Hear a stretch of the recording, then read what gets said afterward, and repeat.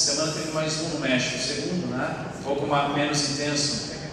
Rumores de guerra, Estados Unidos, Coreia do Norte, Síria, né? Todas as situações que estão acontecendo no nosso mundo hoje. Nós, por um lado, temos que perceber que o Senhor está voltando e que o tempo está se abreviando, mais do que nunca, né? E, por outro lado, nós também temos que nos preparar para a volta do Senhor e ajudar que outras pessoas também estejam preparadas para a volta do Senhor. Então, o que há hoje é a reunião da ONU, né, que vocês viram também essa semana, os grandes governantes ali falando as coisas, tentando dar uma ordem para esse mundo, uma organização, mas o caos ainda impera neste mundo, irmãos. Por quê? Porque nós sabemos que há uma linha da autoridade de Deus, mas há uma linha paralela clandestina, que o irmão Pedro sempre nos ajuda também, que é a autoridade de Satanás. Então hoje o mundo está sob o domínio do príncipe. Tem um príncipe que é Satanás, e por isso é desolado, por isso o caos, por isso que quando tenta instituir um governo humano, esse governo tende a fracassar, tende a ser corrupto, tende a ter rebelião, tende a ter divisão, guerra, precisa de armamento, né? O Irã fez mais um teste essa semana também, com bombas, né? Então todos esses receios. Por quê? Porque há um governo paralelo, contrário a Deus. E fora isso, irmãos, esse governo tenta tirar os próprios filhos de Deus, tenta enganar os próprios filhos de Deus, levando eles para esse fluxo, né, de ideias distintas da Bíblia, de princípios contrários ao Senhor, distraindo os cristãos. Para quê? Para que nós não tenhamos chance de governar ao lado do Senhor Jesus, do mundo que há de vir. Então, bem rapidamente assim, Mateus 24, se vocês puderem abrir também, a gente conhece bastante esses versículos, mas é sempre bom lembrar, porque é a história do fim, é a nossa história também, a nossa geração. Nós cremos que o Senhor vai voltar, né? Versículo 3, eu vou passar direto para o 3, Mateus 24, capítulo 24, versículo 3, fala no Monte das Oliveiras. Achava-se Jesus assentado, quando se aproximaram dele os discípulos em particular, e lhe pediram: dize-nos quando sucederão essas coisas, e que sinal haverá da tua vinda e da consumação do século. Então isso sempre foi uma preocupação dos discípulos, dos apóstolos, quando vem o fim. As pessoas em geral tinham essa preocupação, e hoje tem também essa preocupação, quando virá o fim? E os discípulos estavam próximos do Senhor. Então, vou perguntar em particular, ele vai me falar, o fim vai vir em 2020, dia tal 2020, né? Mas o Senhor nunca falou isso. Inclusive tem uma profecia ontem, né? Uma profecia aí, não sei de onde, mas tem uma história por trás, que ontem começava era o começo dos últimos 7 anos dessa era, né? E na metade, vocês não sabem, na metade dos últimos 7 anos, os 3 anos e meio, seria a grande tribulação. Então tem uma teoria que começou ontem, tá? Mas, como nós acreditamos na palavra, a palavra diz que ninguém sabe. Segura nesse versículo, em Atos 1,7, né, fala isso. 1,7 eu posso ler para vocês. O 6, na verdade, já começa, né? Então os que estavam reunidos aqui, o Senhor já tinha ressurgido, já estava em ressurreição, e ficou 40 dias, 40 noites com os discípulos, falando das coisas concernentes ao reino. Então os que estavam reunidos lhe perguntaram: Senhor, será este o tempo em que restaures o reino a Israel? Respondeu-lhes, o Senhor ele é muito direto em algumas respostas, né? Não vos compete conhecer tempos ou épocas que o Pai reservou pela sua exclusiva autoridade. Então, na verdade, ninguém sabe, irmãos. Ninguém sabe, nem o Senhor Jesus aqui sabia. Só o Pai reservou o tempo do fim. Porque se ele falar que ele vai vir amanhã, essa reunião seria outra.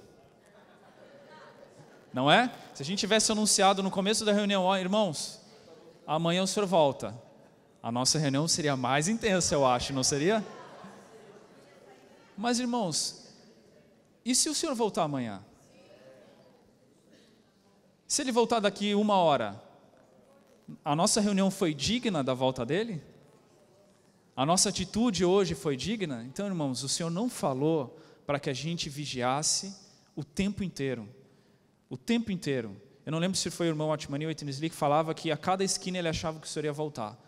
Então ele ficava invocando o nome do Senhor o tempo inteiro, orando, ali no Espírito, buscando crescer, porque ele não sabia.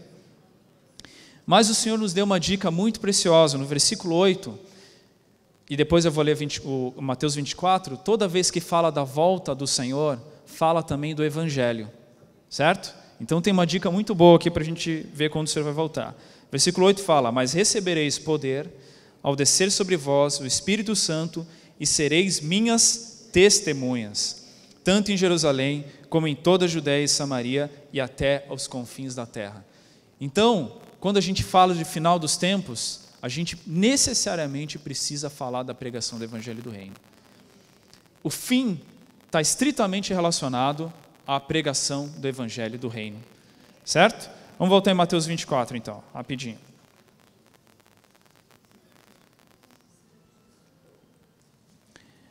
Então os discípulos perguntaram, qual o sinal que viria da consumação do século. Versículo 4, e ele lhes respondeu, vede que ninguém vos engane, porque virão muitos em meu nome, dizendo eu sou Cristo, enganarão a muitos, e certamente ouvireis falar de guerras e rumores de guerras. Alguém ouviu? Guerras e rumores? Vai ter guerra ou não vai? Rumores o tempo inteiro, Vede, não vos assusteis, porque é necessário assim acontecer, mas ainda não é o fim. Porquanto se levantará nação contra nação, reino contra reino, e haverá fomes e terremotos em vários lugares. Porém, tudo isto é o princípio das dores. Irmãos, a gente está vivendo o princípio das dores. Nós temos alegria no Senhor, nós temos regozijo nele, paz. Mas, irmãos, a nossa vida, ela é uma vida com sofrimento já, certo? Sofrimento de viver nessa era que não é fácil. Viver no princípio das dores não é fácil, irmãos. Então sereis atribulados e vos matarão, sereis odiados de todas as nações por causa do meu nome. Eu acho que aqui tem o aspecto de perseguição, de ser mártir também, mas também tem, irmãos, o sentido de odiar aquilo que nós amamos, odiar a palavra de Deus e ser contrário aos princípios de Deus, certo? Não é isso hoje? Você fala da família, não, as pessoas até, você não pode falar que o normal é ser homem e mulher, é ter seus filhos, senão ser atacado. Então, isso é sinal também do fim dos tempos, Nesse tempo, muitos hão de se escandalizar, trair e odiar uns aos outros, levantar-se-ão muitos falsos profetas e enganarão muitos. E por se multiplicar a iniquidade, o amor se esfriará de quase todos. Mas fala para o irmão do seu lado, não vai esfriar entre nós dois. Não vai esfriar em relação a Deus. Amém? Vamos ler o 13 juntos. 13 e o 14. Aquele, porém, que perseverar até o fim, esse será salvo.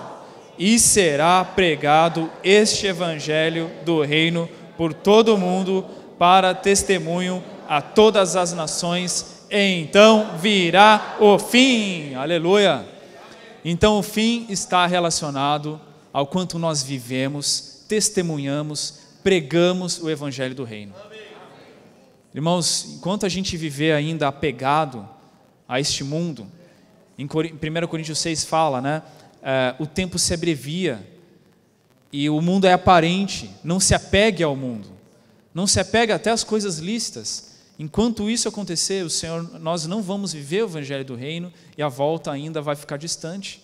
Mas quando nós vivemos esse evangelho, lutamos por isso, a impressão que tem é que o Senhor vai voltar daqui a pouco mesmo, não é?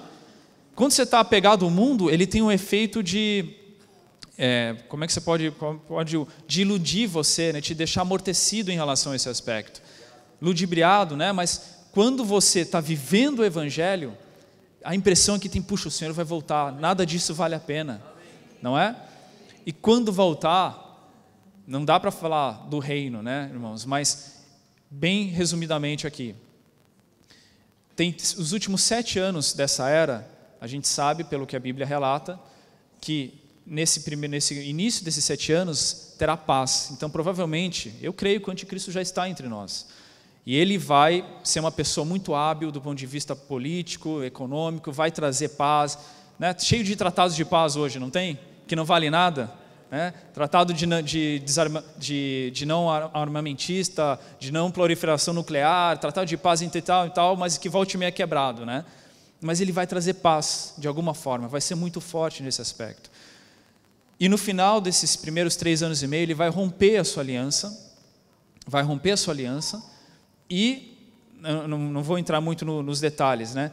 Mas vai começar a perseguir os cristãos. Lembra o dragão abrindo a boca, tentando ir contra a mulher, o restante da sua descendência, os judeus, a igreja católica. Então ele vai trazer uma grande destruição. E nesse momento, aqueles que hoje vivem como se o Senhor fosse voltar daqui a pouco, eles já terão sido arrebatados. Vão ser as primícias, desfrutar já dessa presença, né, essa presença maravilhosa do Senhor antes de passar por esse dia. E esse dia, veja o versículo 21, porque neste tempo haverá grande tribulação, como desde o princípio do mundo até agora não tem havido e nem haverá jamais. Então, assim, e por causa dos escolhidos, aqueles principalmente que vão ficar aqui, esse vai ser abreviado, serão só 3 anos e meio, senão seria mais ainda. Então, irmãos, vai ser terrível, mas nós estamos aqui lutando, não para ser salvo do lago de fogo, que nós já fomos, porque nós cremos no Senhor, mas para a gente ser salvo dessa ira dos 3 anos e meio e sermos inseridos no reino ao lado do nosso Senhor. Irmãos, não é nem questão de posição no reino, mas é questão de proximidade do Senhor. Toda vez que eu penso no reino, eu penso, puxa, Senhor, eu não sei quantas cidades o Senhor vai dar, quantas nações eu vou governar, mas eu queria tanto estar bem perto de Ti, não é? Eu estou lutando hoje, Senhor, eu sinto tantas vezes que eu estou abraçando o Senhor, mas naquele dia, se hoje eu não amadurecer, eu não vou estar tão perto do Senhor assim, irmãos, a gente sabe disso. Perto do presidente tem os ministros, depois dos ministros tem secretários, tem governante, sabe, tem uma ordem. Eu imagino que o reino vai ser assim também.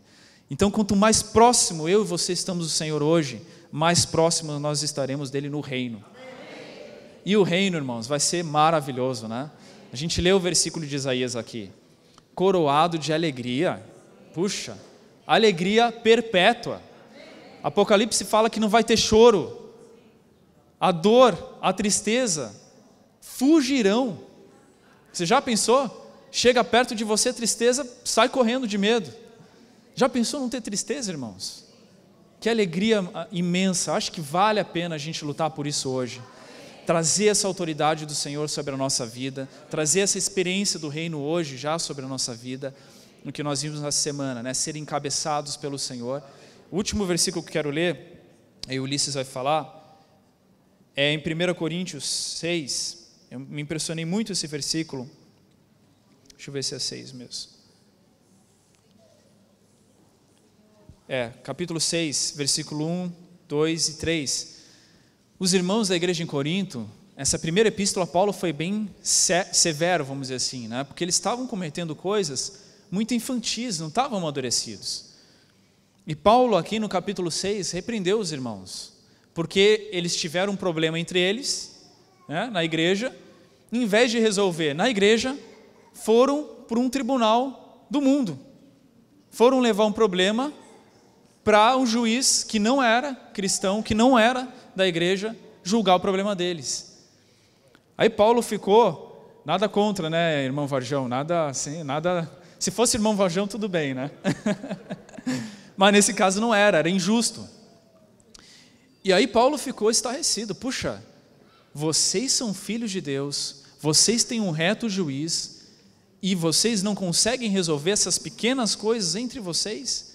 E olha o exemplo, o que ele falou, para deixar isso mais sério, né? Aventura-se algum de vós, tendo questão contra outro, a submetê-lo a juízo perante os injustos e não perante os santos? Ou não sabeis que, quem vai? Os santos hão de julgar o mundo? Ora, se o mundo deverá ser julgado por vós, sois acaso indignos de julgar as coisas mínimas? Irmãos, tudo que nós passamos aqui hoje Dói, às vezes a gente pensa que é muito grande. Não, o meu problema assim, não, irmão, você não sabe o que eu estou passando. Mas ainda assim, perto do que é de vir, é mínimo, certo? E o Senhor, nosso reto juiz, tem como julgar isso. Não sabeis que havemos de julgar os próprios anjos, quanto mais as coisas desta vida. Então, irmãos, até os anjos serão julgados por nós.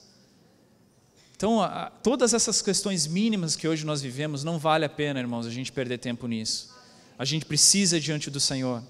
Esses anjos estão perscrutando, a gente viu, né? Eles anelam entender que salvação é essa que o Senhor deu para o homem. Eles estão ali desesperados. Por quê? Porque um dia nós mesmos vamos julgar sobre eles, por causa da vida que em nós está transformando, está operando o dia a dia. Amém? Jesus é o Senhor. O fim está próximo, né? Abre, por favor, Apocalipse capítulo 1. Senhor Jesus. Apocalipse capítulo 1, versículos 1 a 3. Vamos ler juntos, irmãos? Revelação de Jesus Cristo, que Deus lhe deu para mostrar aos seus servos as coisas que em breve devem acontecer, e que ele, enviando por intermédio do seu anjo, notificou ao seu servo João, o qual atestou a palavra de Deus e o testemunho de Jesus Cristo, quanto a tudo o que viu. Bem-aventurados aqueles que leem e aqueles que ouvem as palavras da profecia e guardam as coisas nela escritas, pois o tempo está próximo. Irmãos, o tempo está? A gente tem visto que o tempo está bem próximo, não é verdade? Eu nunca vi tanto terremoto. Essa semana, irmãos, era para eu estar no México. E graças ao Senhor eu acabei não indo, né? Aí depois os colegas do trabalho mandaram fotos, né, que eles tiveram que sair do prédio correndo, mandaram fotos deles. Então você via, os mexicanos já estão acostumados, né? Mas quem era de fora, você viu o pavor na cara deles por ter passado por aquele terremoto tão forte, né? Senhor Jesus. Aí você tem o furacão, né? Teve o José, Maria, qual mais? Irma, irmãos, não é verdade? O Cátia agora também. Irmãos, o tempo está próximo, né? Acho que o Billy falou bem isso aqui para nós, né? O tempo está próximo. Então, irmãos, bem-aventurados aqueles que leem e aqueles que ouvem as palavras da profecia e guardam as coisas nela escritas. Irmãos, realmente, quando o Senhor Jesus voltar, nós não queremos estar nessa terra. Tá certo? Vocês sabem os 7 anos, o Billy mencionou aqui, os 7 anos finais, os primeiros 3 anos e meio, paz e prosperidade, só alegria, governante mundial, maravilhoso, entre aspas, né? Aí quando chega na metade na metade dos 7 anos, aí, irmãos, começa a grande tribulação. E tudo isso aqui que a gente agora vê de vez em quando, irmãos, vai se intensificar muito mais. Não só catástrofes naturais, como as que nós vemos hoje de furacão, terremoto, tudo mais, mas as calamidades sobrenaturais. Então, irmãos, nós não queremos ficar aqui, tá certo? Nós queremos ser arrebatados para estarmos juntos com o Senhor na sua volta. Então, eu só queria reforçar isso, irmãos. O tempo está próximo. Mas veja que esse mesmo versículo fala: bem-aventurados aqueles que leem e aqueles que ouvem as palavras da profecia e guardam as coisas nela escritas. Irmãos, a Bíblia é o livro, o presente que Deus deu para nós, tá certo? É um livro maravilhoso que nós valorizamos demais. E por meio do nosso espírito, a gente tira a vida que está nessa palavra e transfere essa vida para dentro de nós. Nós temos que fazer isso, irmãos. A Bíblia não é um livro para você ganhar conhecimento. Conhecer por conhecer, irmãos, desculpa dizer, Satanás conhece a Bíblia do começo ao fim. A prova é que quando ele tentou o Senhor Jesus, ele usou o que para tentar o Senhor? Usou a palavra. Se você é filho de Deus, a palavra diz, você vai fazer isso aqui, os teus anjos vão te servir. Ele conhecia, irmãos. Então, conhecer preto no branco não é suficiente, a letra preta no papel branco. Nós temos que tirar, irmãos, com o nosso espírito, a vida que está nessa palavra. Então, irmãos, essa Bíblia é um tesouro. E eu queria só reforçar também a importância, irmãos, dos livros espirituais. Os livros espirituais, irmãos, eles mostram para nós o mapa do tesouro. Eles não são para substituir o tesouro, mas eles são mapas que mostram para nós onde estão as riquezas do tesouro. Então, irmãos, programas como, por exemplo, o Livro na Minha Mão, são muito importantes. Se você ainda não faz parte, nós queremos encorajar vocês. Se você ainda não faz parte, quero encorajar você, porque é para o seu bem. Porque é bem-aventurado aquele que ouve, que lê, ouve e guarda essas palavras, irmãos. Amém? Tudo isso, irmãos, porque esse universo, né, essa terra, melhor dizendo, depois que o homem caiu, ela virou um caos, tá certo? Ela virou um caos. E como o Billy mencionou também, e está na palavra dessa semana do Alimento Diário, né, um governo paralelo foi instituído, irmãos. Aqui na terra, na verdade, como fala Isaías 45:18, não sei se vocês lembram de cor esse versículo, fala assim: Deus não criou a terra para ser um caos, mas para ser habitada. Irmãos, olha essa terra, esse planeta Terra, que coisa mais maravilhosa. Não tem planeta igual a esse, irmão. Deus criou essa terra para ser habitada, não para ser um caos. Mas, irmãos, veja bem, onde tem o governo de Deus, tem a paz, alegria, progresso, prosperidade, porque Deus é tudo isso. Agora, onde tem o governo de Satanás, aí se instala o caos. Então, meus queridos irmãos, eu pergunto para você sabe por que a terra está desse jeito aí fora? Tantos furacões, tantos terremotos, tantas guerras, irmãos. Quantas guerras nós estamos vendo aí fora também. Todas essas coisas, por quê, irmãos? Porque a terra hoje está sob o governo do maligno. Como o Senhor mesmo disse, o mundo jaz no maligno. Jazer é como estar morto, né? É estar deitado ali e não pode fazer nada. O mundo está sob o poder deste maligno. Mas, irmãos, o que é importantíssimo a gente perceber é que Deus não criou a terra para ser um caos. Deus quer restaurar a ordem nessa terra. Tá certo? E sabe como é que Ele vai fazer isso? Por meio da igreja. A igreja, irmãos, é aquela que por meio dela o Senhor vai encabeçar todas as coisas. Eu quero ler com vocês alguns versículos sobre isso, tá? Mas o importante, irmãos, que nós guardemos hoje no nosso coração é que a igreja tem um papel fundamental para restabelecer a ordem de Deus aqui.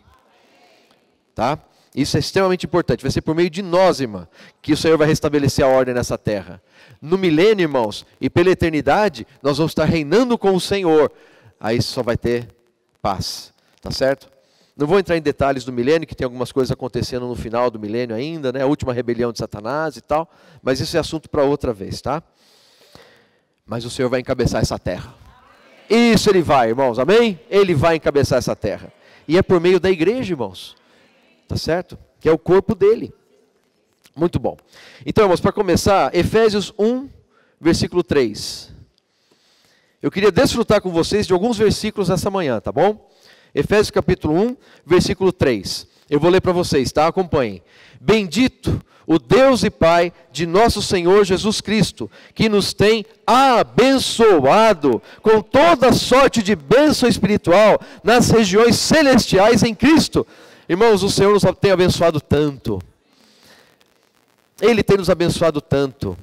Puxa vida, irmãos, depois ele começa a descrever tudo que o Pai fez, tudo que o Filho fez, tudo que o Espírito faz ainda hoje. O que o Pai fez por nós, irmãos? Nos escolheu e nos predestinou. Fala assim para Deus, Pai: Pai, muito obrigado, porque você me escolheu e predestinou. Pela eternidade nós vamos agradecer a Deus Pai por isso, irmãos. Mas o homem caiu, irmãos, e precisou da redenção. Então nós temos no amado, versículo 7 de Efésios 1, o amado Senhor Jesus, no qual temos a redenção, pelo seu sangue, a remissão dos pecados, segundo a riqueza da sua graça. Irmãos, daqui a pouco vamos partir o pão, em memória do Senhor, lembrando tudo que Ele fez por nós. Eu mereci o castigo da cruz, mas Ele morreu no meu lugar. Eu mereci a coroa de espinhos, irmãos, mas Ele tomou a coroa de espinhos no meu lugar. Eu deveria morrer, Ele morreu no meu lugar. O amado Senhor Jesus. Fala assim agora, irmãos. Amado Senhor Jesus, muito obrigado por me redimir dos pecados, por me redimir pelo teu sangue. Louvado seja Deus. E no versículo 13 desse capítulo 1, irmãos, fala que o Espírito está fazendo hoje conosco. Nós fomos selados com o Santo Espírito da promessa. Então, quem recebeu o Espírito aqui diz amém? Amém. Você foi selado com o Espírito da promessa, tá certo? E é o penhor da nossa herança, até o resgate da sua propriedade, em louvor da sua glória. Então, irmãos, nós recebemos esse Espírito, e hoje o Espírito continua trabalhando, transformando a nossa alma. Tá certo? Deus está nos transformando, nos fazendo cada vez mais parecidos com Ele. Isso é, irmãos, maravilhoso. Fala comigo, maravilhoso. Amém. Aí, capítulo 1, ainda, tem 2 versículos aqui, irmãos, que são muito importantes. Versículos 9 e 10. Todos os versículos são importantes, mas o versículo 9 e 10, nessa manhã, irmãos, tem um sabor ainda mais especial. Lê comigo, 9 e 10. Desvendando-nos o mistério da sua vontade, segundo o seu beneplácito que propusera em Cristo, de fazer convergir nele, na dispensação da plenitude dos tempos, todas as coisas, tanto as do céu como as da terra. Irmãos, eu vou ler de novo, tá?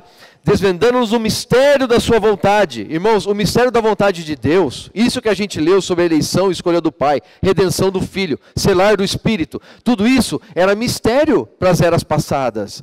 No Velho Testamento eles não tinham ideia disso, mas Ele revelou esse mistério para nós. Graças a Deus por isso. Ele nos escolheu para estarmos nessa era. E aí, irmãos, fala assim, de fazer, é o bom prazer dele que propuseram em Cristo. Deus tem um bom prazer. E propôs esse bom prazer em quem? Em Cristo. Irmãos, o bom prazer de Deus se baseia em Cristo. Tá? Nós não somos bons o suficiente e jamais seremos, mas Cristo é. Tá? Então o bom prazer de Deus se baseia em Cristo. Tá? E aí no versículo 10, de fazer convergir, aqui você pode colocar também, de fazer encabeçar. Vamos ler juntos? De fazer encabeçar? De fazer encabeçar nele. Irmãos, encabeçar nele. Todas as coisas.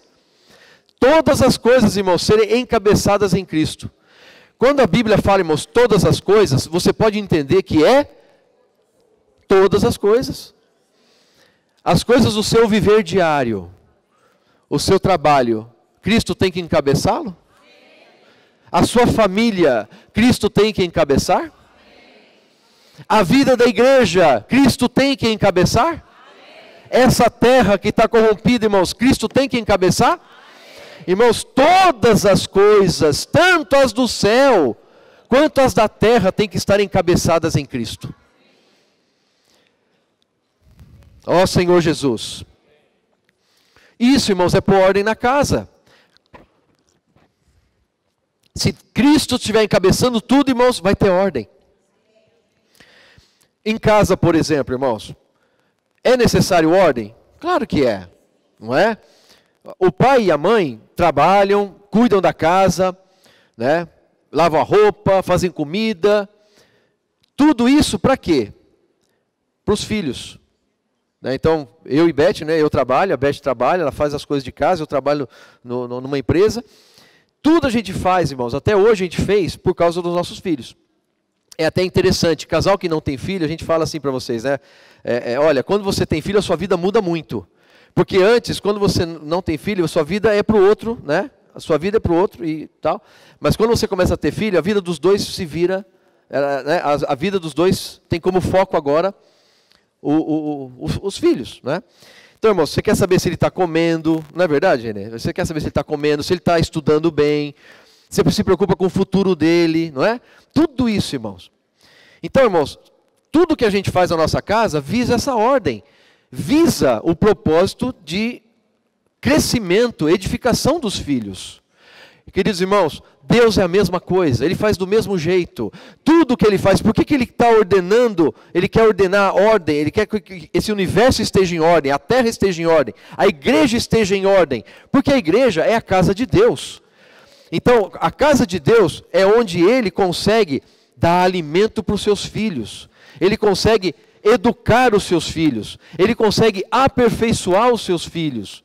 Tudo, irmãos, porque Deus nos ama e Ele quer nos fazer filhos maduros. Ele quer fazer de nós... todo pai, irmãos, tem um sonho, eu creio. Todo pai quer ver o filho bem sucedido. Não é verdade? Você quer que seu filho seja até melhor que você. Se o seu filho for melhor que você, você não tem ciúmes. Você fica contente. Não é verdade, Roberto? Quando você vê seu filho, né, fazendo coisas que você fala, puxa, que coisa que ele está fazendo. Uau, eu não sou capaz de fazer isso. Você fica feliz. Você gosta de ver aquilo. Irmãos, Deus também, quando Ele vê Cristo crescendo em nós, Ele fica contente. Ele fala, puxa, olha, o Tadeu está desfrutando de Cristo, ele está crescendo em vida, ele está aumentando, a minha vida está aumentando nele. Irmãos, Deus fica contente. Essa é a administração de Deus. Ele quer nos encabeçar em todas as coisas, irmãos, porque Ele quer colocar uma ordem. E essa ordem que Ele quer colocar é para que nós possamos crescer em vida. Para que Ele possa crescer mais e mais, dia a dia, como nós cantamos ontem aqui numa comunhão, né? Passo a passo, dia a dia, né? Dia a dia, irmãos, passo a passo, o Senhor está crescendo em nós, em tudo. Nós precisamos tê-lo como nosso cabeça. Então, irmãos, o diabo vem para roubar, matar e destruir. O que o diabo vem fazer? Roubar, matar e destruir. Quando você está na sua casa, entra um bandido para fazer essas coisas. Puxa, a casa está em ordem. Vem esse cidadão e vai botar tudo a perder. Irmãos, é isso que o diabo fez na casa de Deus. O Senhor tinha feito tudo para ser bem ordenado, para Ele poder dispensar a vida dele para a humanidade. Veio o diabo e arruinou.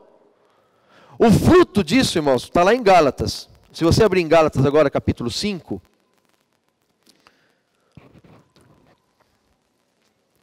olha o resultado do trabalhar do inimigo. Gálatas 5, a partir do 19. Irmãos, vê se não é isso que você vê no mundo hoje. Olha para fora agora. Ora, as obras da carne são conhecidas e são prostituição. Você vê prostituição aí fora? Impureza, lascívia, idolatria, feitiçarias, inimizades. Irmãos, o diabo semeia inimizade em tudo quanto é canto, na família, no trabalho, nas igrejas, e tudo, onde ele puder, ele quer semear inimizade.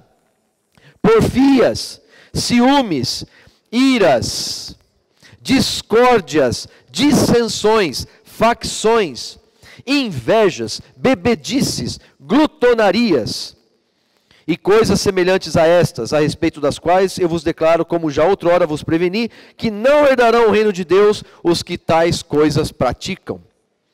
Mas, irmãos, graças a Deus, porque o Espírito está dentro de nós. E hoje o Senhor está nos transformando. E com a transformação, irmãos, vem os frutos do Espírito. É só continuar lendo. Mas o fruto do Espírito, vamos ler juntos? O fruto do Espírito é amor, alegria, paz, longanimidade, benignidade, bondade, fidelidade, mansidão, domínio próprio. Contra estas coisas não há lei. 24. E os que são de Cristo Jesus crucificaram a carne com as suas paixões e concupiscências. 25. Se vivemos no Espírito, andemos também no Espírito. Irmãos, o fruto do Espírito vem quando a gente anda no Espírito. E como é que você faz para andar no Espírito? A coisa mais rápida e fácil de fazer, como que é? Senhor Jesus. Invocar mais o nome do Senhor, irmãos. Todo o tempo, se possível, no seu trabalho, você está dirigindo o carro, onde você estiver, ó Senhor Jesus. Isso nos faz andar no Espírito, irmãos, e faz nos produzir frutos do Espírito. Graças a Deus, irmãos, Deus coloca ordem na casa, porque nós andamos no Espírito. Agora vai para Efésios capítulo 1, versículo 17. Ó Senhor Jesus, Efésios 1 a partir do 17, irmãos. Olha como esses versículos são ricos. Para que o Deus de nosso Senhor Jesus Cristo, o Pai da glória, vos conceda espírito de sabedoria e de revelação no pleno conhecimento dele. Irmãos, olha agora, fala: Pai, me dá esse espírito de sabedoria e revelação, para que eu possa te conhecer mais. Versículo 18: iluminados os olhos do vosso coração, para saberdes qual é a esperança do seu chamamento, qual a riqueza da glória da sua herança nos santos. Nós cantamos agora há pouco, essa é a esperança do nosso chamamento. Irmãos, qual é a esperança do nosso chamamento? Alcançarmos a plena filiação, sermos filhos maduros, uma igreja madura que expressa o Senhor e que deixa Ele encabeçar todas as coisas aqui nessa terra. Tá certo? 19. E qual a suprema grandeza do seu poder. Puxa, irmãos, lê de novo. E qual a suprema grandeza do seu poder para com os que cremos, segundo a eficácia da força do seu poder. Irmãos, Deus tem um poder. Esse poder é mais poderoso que qualquer coisa. Será que é mesmo? É sim. Versículo 20. O qual exerceu Ele em Cristo, ressuscitando dentre os mortos e fazendo assentar a sua direita nos lugares celestiais. Irmãos, o poder mais forte que existe hoje na humanidade é a morte. Mas nós temos um poder mais forte que a morte, irmãos. É o poder que Deus exerceu em Cristo, ressuscitando dentre os mortos. A morte é forte, é verdade. Irmãos, e todos nós, se o Senhor não voltar, talvez possamos dormir no Senhor. Não sabemos qual é o tempo da nossa vida. Pode ser mais um dia, pode ser mais 50 anos, eu não sei. Você não sabe. Mas uma coisa eu sei. Dentro de mim tem um poder que venceu a morte. Você está feliz? Poxa vida, irmãos, eu estou muito feliz. Porque dentro de mim, dentro de você, tem um poder que vai além da morte. Ó Senhor Jesus! Esse poder está dentro de nós agora, irmãos, para nos transformar. Eu sou uma pessoa que precisa de transformação. Você também, né? Deus está te transformando? Sabe por que Deus está te transformando? Porque você está permanecendo. Se você estiver isolado, você não vai ser transformado. Você precisa estar junto, edificando, né? Senhor Jesus, vamos dar sequência aqui. Então, irmãos, aí nós paramos no poder, né? Aí, versículo 21. Acima de todo principado, e potestade, e poder, e domínio, e de todo nome, que se possa referir não só no presente século, mas também no vindouro. Irmãos, esse nome que você invoca, esse Senhor Jesus que você fala sem parar, é o nome que está acima de todo principado. Irmãos, ao nome de Jesus os demônios tremem. E todo nome que se possa referir, não vai existir, irmãos, nenhum nome maior que esse. Nem no presente século, nem no vindouro. Então, irmãos, agora de boca cheia fala assim: Senhor Jesus! Que nome! Oh, que nome! Senhor Jesus! Podemos cantar depois desse hino, né? Oh, que nome, irmãos! Acima de todo principado. Nunca vai ter um nome igual. Versículo 22. E pôs todas as coisas debaixo dos pés.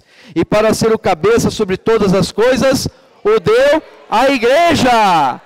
Então, irmãos, ele foi dado para a igreja. Ele é nosso cabeça. A igreja é o corpo dele. A qual é o seu corpo? A plenitude daquele que a tudo enche em todas as coisas. Glória a Deus, irmãos. Maravilhoso. Senhor Jesus. Então, irmãos, nós temos esse nome, nós temos esse poder dentro de nós. Agora, a gente precisa perceber uma coisa, irmãos. Nós precisamos fazer alguma coisa agora. Está claro, irmãos, que Deus quer encabeçar esse universo, quer encabeçar essa terra, Ele quer ser o cabeça, Ele é o cabeça da igreja, tá certo? E Ele quer encabeçar tudo, pondo ordem na casa, pondo ordem no universo, pondo ordem na terra.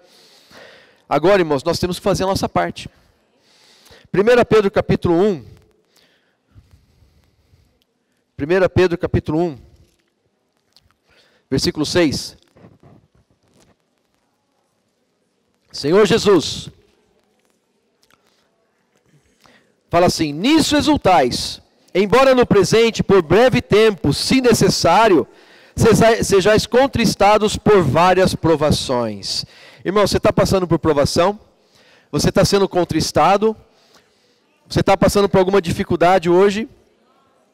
Irmãos, essas coisas Deus permite que cheguem para nós, para que a gente possa ser purificado, a nossa fé seja purificada. Versículo 7, para que uma vez confirmado o valor da vossa fé, muito mais preciosa do que o ouro perecível, mesmo apurado por fogo, quer dizer, a nossa fé, irmãos, vai ser mais pura, mais refinada, mais valiosa do que ouro refinado por fogo. Isso vai redundar, irmãos, em louvor, glória e honra na revelação de Jesus Cristo. Você está passando por tribulação hoje? Irmãos, quem aqui está passando por tribulação? Levanta a mão. Eu acho que todos podem levantar. Se você está passando agora, daqui a pouco você vai passar alguma coisa. Faz parte da vida humana, não é verdade? Mas, irmãos, tenhamos essa clareza. Essas tribulações pelas quais nós passamos, vai redundar em louvor quando o nosso Senhor voltar. Porque são nessas dificuldades, né, a gente se volta para Ele. E quando a gente se volta para Ele, irmãos, Ele nos enche. Ontem mesmo estava tendo comunhão com o Everton, que está passando uma situação no trabalho. Irmãos, tem situações que a gente passa no trabalho, que se não for pela graça de Deus, a gente não aguenta. Eu dou exemplo do trabalho, você pode dar outro exemplo que você está vivendo agora. Se não é pela graça de Deus, irmão, a gente não aguenta. Quantas vezes você chegou para o Senhor e falou assim: Senhor, eu não aguento. Não é? Senhor, eu não aguento. Irmãos, Ele fala para você: a minha graça te basta. No momento da provação, irmãos, o que nós mais precisamos é nos voltar para o Senhor, porque a graça dEle basta, a graça dEle nos nutre, a graça dEle nos alimenta, a graça dEle nos dá força, a graça dEle faz com que a gente passe pela provação, mas, irmãos, de uma forma diferente, tá certo? A tribulação continua, e você está ali na tribulação, mas a graça do Senhor te sustenta, e você consegue passar. E sabe o que acontece quando você passa? Você sai da tribulação mais forte do que quando você entrou. Não é essa a tua experiência? Ah, porque Não. O poder é de Deus, irmãos, não é nosso. Porque nós estávamos ligados nele, o poder dele operou em nós, então hoje a gente pode dizer: a minha fé aumentou, a minha confiança no Senhor aumentou, a minha experiência em Deus aumentou. Hoje eu sei que eu confio mais em Deus do que eu confiava ontem, porque eu passei por aquela experiência. Não é verdade, irmãos? Então, irmãos, continuando aqui, né? Ó Senhor Jesus, redunde em louvor, glória e honra na revelação de Jesus Cristo, a quem, não havendo visto, amais. Você ainda não viu o Senhor, mas você ama Ele, né? O qual, não vendo agora, mas crendo, exultais com alegria indizível e cheia de glória. Versículo 9, leia junto comigo, por favor. Obtendo o fim da vossa fé, a salvação da vossa alma. Então, irmãos, aqui, a salvação da nossa alma. Eu preciso colaborar com o Senhor para salvar a minha alma.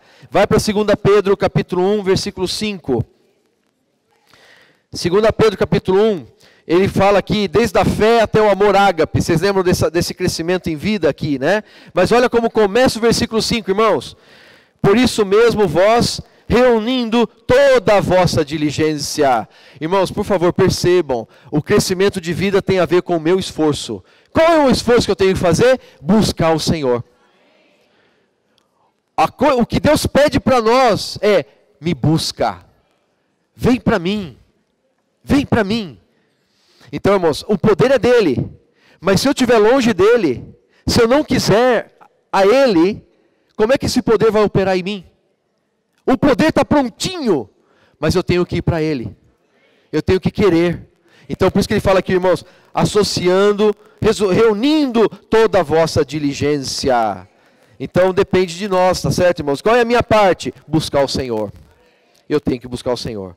E, para finalizar essa parte de buscar individualmente, Romanos 12, 2. Romanos 12, 2. Um versículo bastante importante também. Fala assim: e não vos conformeis com este século, mas transformai-vos pela renovação da vossa mente, para que experimenteis qual seja a boa, agradável e perfeita vontade de Deus. Irmãos, quando a gente é transformado pela renovação da nossa mente, Deus está pondo ordem na casa. Coisas que você gostava de fazer, hoje você não gosta mais. Coisas do seu velho homem. Por exemplo, você gostava de ir para o barzinho beber, encher a cara. Hoje nem pensar uma coisa dessas passa pela sua cabeça. Por quê? Porque você foi transformado pela renovação da sua mente. Então, irmãos, Deus está nos transformando pela renovação da nossa mente. E aí o que acontece? Eu experimento qual é a perfeita, agradável e boa vontade de Deus. Deus está encabeçando a minha vida. Então, irmãos, precisamos ser transformados a nível individual. Agora, a nível coletivo, irmãos, nós também precisamos avançar. Efésios 2, já estou terminando, tá? Efésios capítulo 2. Efésios 2, versículos 19 a 22. Foi o que nós já lemos aqui agora, né? Mas eu queria só ressaltar, irmãos, que o encabeçamento, a ordem de Deus vai ser feita por meio da igreja, tá? Agora vai para o capítulo 2, perdão, eu confundi, capítulo 2, irmãos, 19 a 22. Aqui fala do aspecto coletivo da igreja. Assim, já não sois estrangeiros e peregrinos. Irmãos, antes nós éramos peregrinos, éramos estrangeiros, a gente estava sem Deus, não conhecíamos a vida da igreja. Mas agora, irmãos, já nós não somos mais isso não. Nós somos o quê? Concidadãos dos santos. E somos da família de Deus. Fala de novo, eu sou concidadão dos santos e sou da família de Deus. Olha para o lado, olha agora para o lado, irmãos. Essa aqui, ó, é a sua família. E tem muitos mais, você sabe disso, né? Tem muitos mais. Senhor Jesus. Ó Senhor Jesus. Mas olha só, irmãos, versículo 20. Edificado sobre o fundamento dos apóstolos e profetas, sendo ele mesmo, Cristo Jesus, a pedra angular.